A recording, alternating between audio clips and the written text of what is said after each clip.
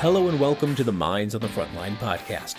I'm Jeff Lassers, one of your hosts. I'm a professional firefighter, paramedic, educator, and content creator. My co-hosts today are Mike Mattern, a firefighter, paramedic, EMS instructor, and peer support team leader, and Scott Taylor, a retired police officer and the lead peer with the Frontline Strong Together 5 program. In this episode, we continue examining how Michigan identified gaps in mental and behavioral health support for first responders, and how those gaps led to the development of a coordinated statewide system now known as the Frontline Strong Together 5 program. For many years, critical incidents across frontline professions were often followed by limited or inconsistent structured support. Responders were expected to continue working while managing the effects of trauma largely on their own. And mental and behavioral health resources varied widely across departments, agencies, and regions. As leaders across law enforcement, fire, EMS, corrections, and 911 dispatch began comparing experiences, it became clear that these challenges were not isolated to any one discipline or organization. While each group encountered the problem through its own lens, the underlying issues were strikingly similar. That shared recognition prompted leadership from the Police Officers Association of Michigan, the Michigan Fraternal Order of Police, and the Michigan Professional Firefighters Union to ask whether existing approaches were sufficient and whether a broader, coordinated solution was needed. As those conversations continued, Michigan lawmakers also recognized the growing mental and behavioral health needs of first responders and the importance of addressing them at a statewide level. This recognition supported the use of state funding and marked a shift from organizations and lawmakers working independently to working collaboratively. With that support in place, the Frontline Strong Together 5 program began to take shape as a coordinated statewide program to better support first responders and their immediate family members. This episode takes a look at the FST5 program through the perspective of the Police Officers Association of Michigan, focusing on how trust, culture, and design affect whether first responders actually use available support. Joining the conversation is James Tignanelli, president of POAM. James brings decades of experience representing law enforcement agencies across the state and working directly with frontline personnel. The POAM represents more than 12,000 law enforcement professionals from over 300 police and sheriff departments across the state of Michigan. The POAM plays a significant role in labor relations, legal support, legislative advocacy, and officer wellness. During the conversation, James discusses how the POAM, working along other statewide partners, recognized the need for a coordinated support system and helped lay the groundwork for the Frontline Strong Together 5 program. Jim also explains why effective mental and behavioral health support must go beyond critical incidents to address daily stress, family impact, physical health, sleep, and long-term wellness. This is the second episode in our Building FST5 series. If you missed episode 74 with Mike Sauger from the Fraternal Order of Police, it's worth checking out. And we'll be wrapping up the series soon with a conversation with the Michigan Professional Firefighters Union. Minds on the Frontline is presented by the Frontline Strong Together 5 program. FST5 offers 24/7 mental health and crisis support for Michigan's first responders and their families. If you or someone else you know needs help, call 1-833-34-STRONG or visit fst5.org to learn more and explore our free training options for Michigan's frontline agencies. Wayne State University administers FST5 with grant funding from the Michigan Department of Health and Human Services. Together, we're dedicated to strengthening the health, resilience, and well-being of Michigan's frontline community. Please follow us on social media and enjoy the show. Jim, welcome to the show. How are you, sir? I'm doing well, thank you. Glad to have you here. Why don't you kick us off? Tell everybody who you are, what you do, all of your experiences leading up to your current job. How long is this show? Jesus. We can edit it. Yeah, I'm Jim Tignanelli. I'm the president of the Police Officers Association of Michigan. I have been since 1994. I should just say a long time instead of that because that'll turn some people off. But, I was a public safety officer, police and fire, which is, a scab to some of the firemen that are listening. But we went to the fire academy. We ran the ambulance. I was in the city of Fraser, and that was part of our duties. And went to EMT school while we were still a basic life support. And then ultimately they want advanced life support. But during that period of time, I got elected to the POAM board because I was interested in our local union, and that was something that we were a part of. And then within a few years, I became president. And then a few years after that, as the business grew, they decided rather than trying to elect the leader every 2 years, why don't you quit your job and come here full time? And that's what I've been doing ever since. So that's legislative stuff. I'm in D.C. 4 or 5 times a year, Lansing a lot. We administer over 560 groups statewide, 15,000 law enforcement people. And I'm still servicing groups, too, because I really think I would lose touch with what our guys are doing if I didn't experience it myself some. So I still do that.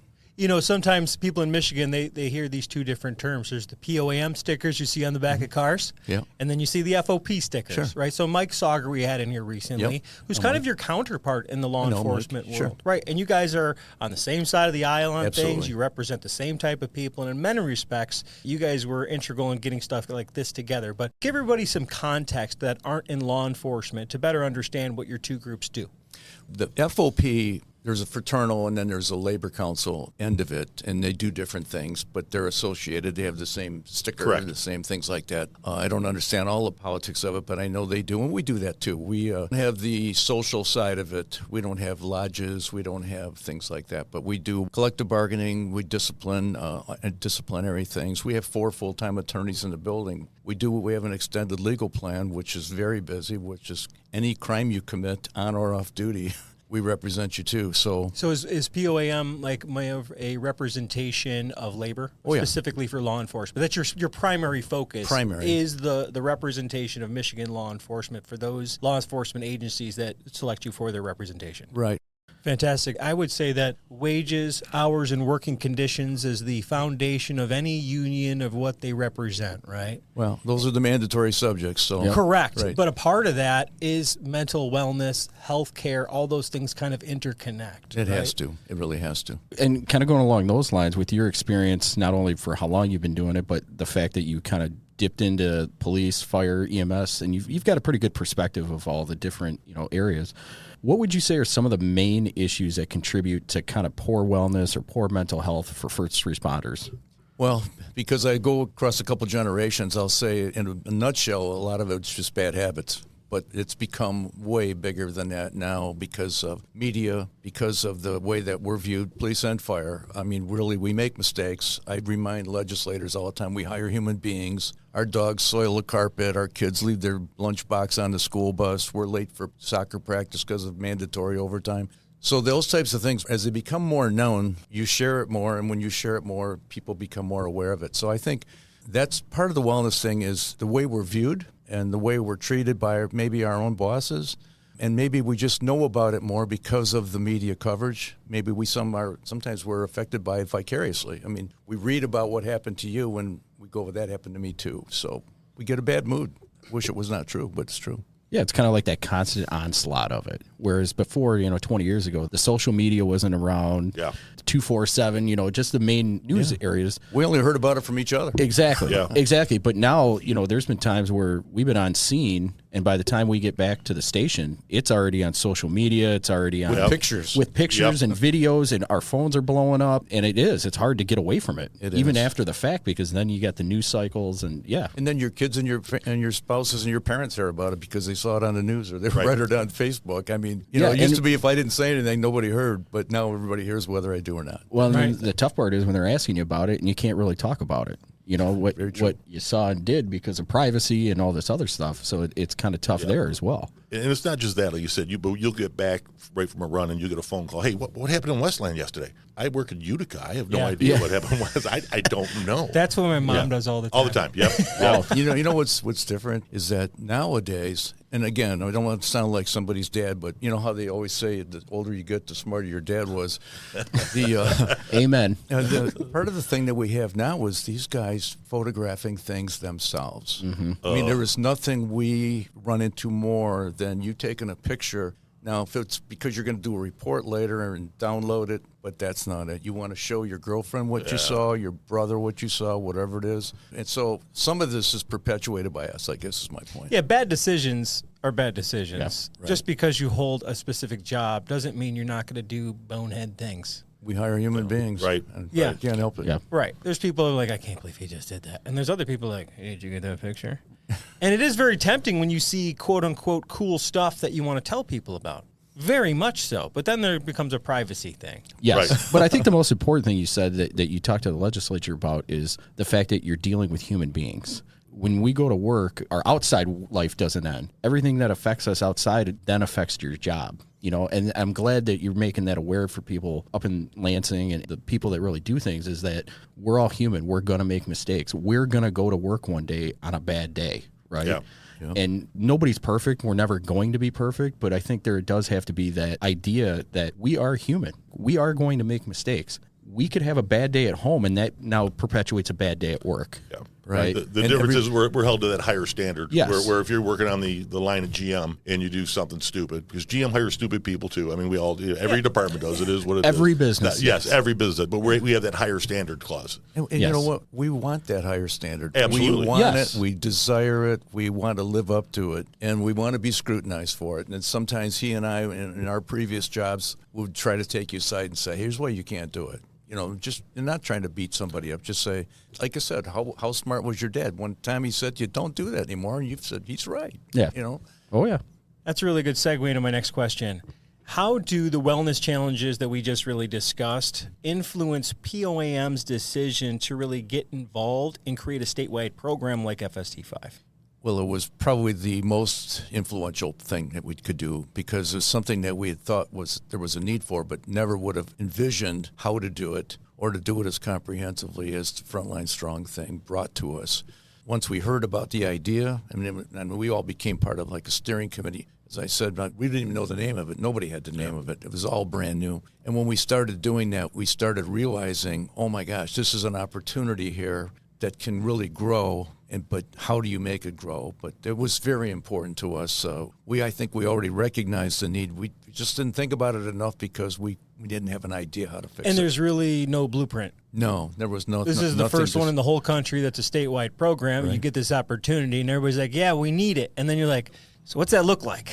And, we've actually brought the program before. We have called Mid-States deal with Illinois, Indiana, Ohio, Wisconsin. And we had it brought there, too, because we thought a lot of the legwork that's still being done for Frontline Strong could be shared. Yeah. Why not? Why not? Like when you get a successful grant and you send it off and, like, oh, hey, let me borrow that. That language work. Because their guys are just like us. Yeah. First responders are famous for let's not reinvent the wheel. Let's just put our spin on it. Thanks for doing all the work for me. I'm going to put my name in now. You okay with that? Yes. Yeah, okay, go ahead. Yeah, I'm going to need that other one from you. That's how we do it. Exactly. We share ideas, share everything. Yeah, now, take us inside those like early discussions, right? What were some of the things that POAM contributed to it? And when you went into it, what were those priorities that you saw for the program? That's a great question, and I remember it well because we were surrounded by really bright people, doctors, some lawyers, some counselors. I really don't even know what all of them. But then there was firemen. We had a couple firefighters, a couple police officers. What I thought we needed to do on our side, and because I would listen to them because they were so much smarter about mental health than I was. But one of the things that I would hear all the time is how they wanted to cure it, and I would say, wait, that's not going to work. We need his phone number. We need his email address. And we'd sit there and I'd say, well, he's never going to call you again. He won't talk to you no matter how bad he needs it because he doesn't trust you. And it doesn't mean he can't learn to, but it just means if you're going to start out that way, he's going to say, well, this is a bunch of crap, man. We ain't going to do this. And that was, I think sometimes I would listen to them and I'd hear these great ideas and then it would end up with, here's what we should do. And I'd say, Jim, that's not going to work. How many times did you and I go out to the hallway going, what are they talking about? We got to stop this because they didn't get it. We do it all the time. We would text each other. Yeah, we were like 16-year-olds sitting next to each other going, we're 20 miles apart and we're texting each other like, did you hear that? We got to stop this, Yeah. I think everybody listening could empathize with being on a Zoom call being like, what did that dude just say? Yeah. Oh, yeah. And it was, but their intentions were so good. Right. But it was like, come on. But I think that shows another gap in the healthcare continuum for this is that the clinicians, there's such a opportunity, I'm going to call it, not a gap, for a whole entire new segment of psychology and application of clinical services to the type of brain of first responder. And I'm sure it extends beyond just first responders. There's a lot of other occupations that kind of get that similar hit. So I think this is their way of saying almost experimentally, this is what we want to do. And then the beta guys are like, no. It wasn't one of those, let's talk about this. It was, no. Yeah, exactly. You can't do that. But you're right, Jeff. What happened here over this long period of time is the questions that we start getting now about information, they are getting much more informed about what first responders do. And it's not just because of our initial talks, but it's because that initial talk caused them to look deeper. And they are much better now. I mean, they were always good, but they do understand that we are different. Well, and I think some of the responsibility to the run of the day-to-day has been delegated to peers, to first responders, and that communication between the smart people and us is starting to get a little better. You know what I mean? Yeah. There was one point I was going to actually buy him an air horn, so every time they said something, we just two old guys texting. You know how serious that was. Oh, yeah. Yeah. How long did that take? Yeah. Then we go out and we go, oh man, we got to stop something here. But I think that is an important part of this is, they're coming from it from their world. We're coming from it from a whole different world and a whole different perspective. And I think that's where it works better when we can understand each other, where they can kind of. The good news was they listened. Yes. And that's the thing. We tried to, and they tried to. I mean, it was never a battle. It was always a cooperative deal. And I think that's the great thing of an academic institution kind of being the hub of this. The group that we're testing says, no, don't do that. We should probably change this and learn from that. And, you mentioned FOP and POAM and the firefighters unions and stuff like that earlier. The one thing that I will say, we never competed for anything in this place. This whole thing, firefighters, FOP, POAM, whoever was there, was like, we all got the same goal. To me, that was something worth mentioning because you wouldn't always hear that. And that's why it's really a statewide partnership. It really is. That's the first time in a long time that the big three have been on the same page on something. 100%. That's true. And keep in mind, too, this just because we keep talking about unions, there's over 25,000 first responders that don't have union representation, private transport. This program is just as much for them as it is for union people. This is for first responders in its entirety of the state of Michigan. And as firefighters, which I'm not, but as firefighters, I think that part of the responsibility, I know how they view paid-on-call guys sometimes and volunteers, but some of those are firefighters other places, that serve in those roles. I mean, but we can't ignore those guys because some of them see the same things, maybe not as frequently, but they still see it. They still see it, and I think that's the biggest thing that I hope people understand about the program is, yes, I mean, the unions are the ones who got this done, right? They're the ones who got the program. But the unions are not doing this just for union people. They did it for every single first responder. It doesn't matter if you're volunteer, paid on call, reserve. It does not matter. This program is for you and their families and their kids. Understand that it is literally for everybody. If that doesn't tell the legislators we need this, when those three groups get together and hold hands, walk and be like, y'all need to fix this. Yeah. Right. Okay. If they're that serious walking in together, and that's a big, big statement. And that got this thing off the ground. And it's been a couple of years since then. And as you've noticed, there's a lot of work that's gone into this. And a lot of great things have been built up, and a good foundation is now there. And luckily, over the last 6 months, we've made a huge amount of headway, and there's a lot more education, resources, and access to clinical services coming. This is hopefully going to be a very long-term project. So in that consideration, what does the POAM believe that Michigan needs to support, strengthen, and sustain first responders' mental and behavioral health on the long term? I think some of those barriers have been moved forward a little bit, but I think that we have to continue to remind them of the human being thing, like you mentioned earlier, Mike. I mean, to me, the legislators are part-timers now. They're on term limits and stuff. You don't have a guy that's there to carry the sword for you for 10 years like we used to. And sometimes they were carrying the wrong sword. But I mean, nowadays, it's a continual process of telling them what we're doing and why it's important. Sometimes, I'll tell a guy, if you're having trouble with your kid, this is an FST5 thing. This isn't something you went and told EAP about, in your local city or township. But you go to FST5 because your kid's got a substance problem. You go to FST5 not because of the problem. Your problem is, what do I do? And that's so much bigger. And I'm not sure the legislators, I don't want them to ever think that this is just for critical incidents. No. Because I think that's how you would view it, because why wouldn't you?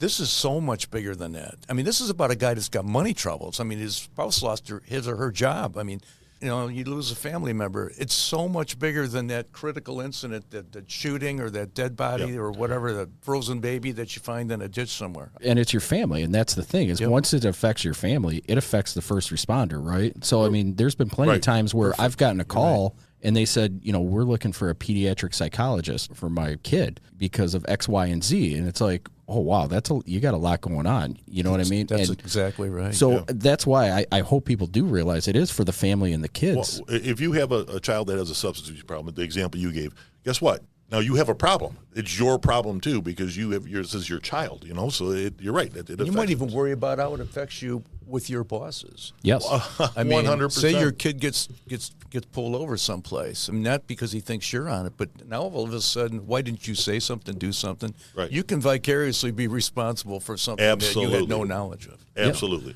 Yeah. And the other thing, like just talking here, I mean, you've talked about how the POAM has been huge with this. Talk about not only with Frontline Strong, but some of the current things that you're working on, some wellness initiatives or projects that you're kind of focusing on when it comes to mental and behavioral health. I'm really proud of this, and I know it's not a POAM thing, but it's something that I felt like we maybe initiated, maybe made some people aware of. But we started with a FIT program. It's FIT. I don't know what it stands for. That's it okay. Just says FIT. I mean, it was my idea. We'll call it FIT. Everybody, it's because it's 3 capitals. So they backfilled the acronym for you. I have no idea. I have no idea. I don't even want to know some of those.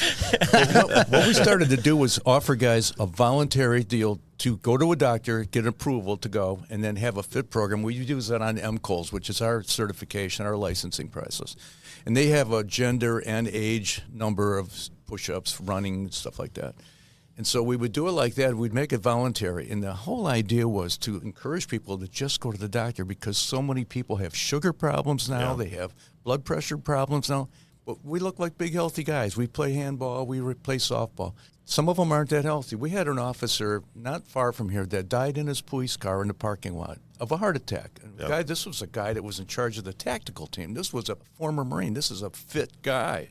And he died. And it turned out he had something that could have been fixed, we think. I'm not here to be a doctor, but, I mean, it looks like it might have been avoidable. I don't know for sure. So we put this FIT thing together, and it made it voluntary. And if you go, even if you don't pass the lowest standard, you get some comp time for coming. And then we know you've gone to the doctor, and maybe the doctor said, you got to cut back on this or that. We don't know. We don't need to know. Then if you go to the lowest thing, we have like platinum, gold, and silver, or whatever the letters are, and the higher that you do on the standard, the more comp time you get off. And even if you fail, if you come back a second time that year, you can still get more time because really we're trying to get the guy that doesn't want to embarrass himself to show up and realize you're not embarrassing yourself. You're not trying to reach the fittest people. No. You're trying to reach that 80% in the middle that might show up. But I don't want you to see that I can't do it, so I'm not coming. Right. Yeah. So we said, no, we want you to come. Yeah. And it's become, I've gotten about 10 contracts now. And now this most recent thing that we're working through through Frontline Strong is a program where you will get a Zoom trainer. And we have a guy, he's actually does the Saginaw Spirit. Oh, he's a wonderful young man. Comes from a law enforcement family. And he's going to, meet you for 45 minutes on a thing, and he's going to give you a program. And you'll have yours. You're not with all of us. You could do it as a group. But he's going to do it as individuals so that you can have a way of getting better without telling me. Maybe ask some questions because a lot of what stops people from getting fit is just answering some basic, like, I don't know what to do. And he's that guy that it's more than being able to do pull-ups. You got to be able to eat right, too. You got to be able to get sleep. What does eating right look like? What does sleep look like? We find out that, guys, when you're not feeling good, you don't sleep good. Mm-hmm. And when you don't sleep good, you come in a different mood. But, these are all things that I have to tell you. I probably was guilty of all my life, but never really realized. You're human. We all have been. And I think that awareness, but that's something that we started here about 6 months ago, and it's really getting taken off. And it's like $15 a month for this guy if you want him in person. Otherwise, he'll write you a thing for free. And it's all done on Zoom.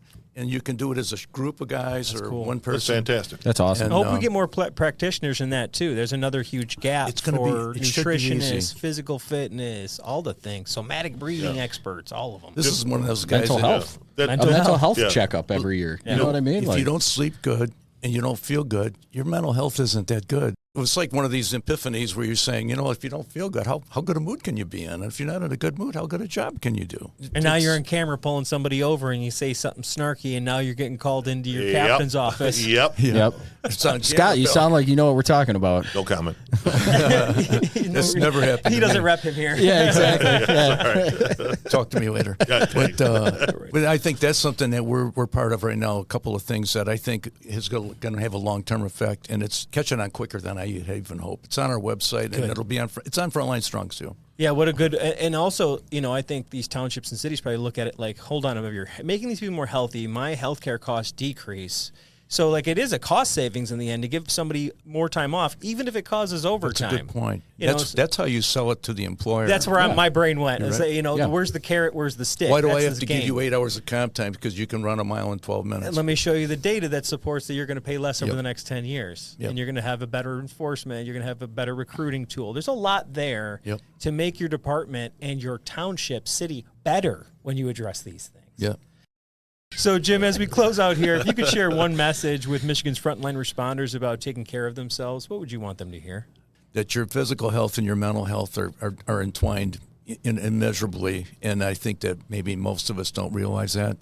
And I think that for Frontline Strong and what we have done here, I say all of us, as you're doing even today, the awareness of it is the most important thing, and the fact that we can convince people, and we have to do this, to make them trust it. Because if they don't trust it, they won't use it no matter how valuable it is or how much they think they need it. If they think that somebody's going to find out and they don't want them to, they won't come. They won't talk. So becoming aware of your fitness and becoming aware that this can be trusted. I think that's the most important message for me right now. Well put. Awesome. Thanks for coming out today, Jim. Oh, it's great to be here. Love Thank you so having much you. for asking me. Thank you. Oh, thanks for coming. Thank you for listening to the Minds on the Frontline podcast. We have more great content coming out soon. Please check us out on YouTube, Instagram, Facebook, X, and LinkedIn.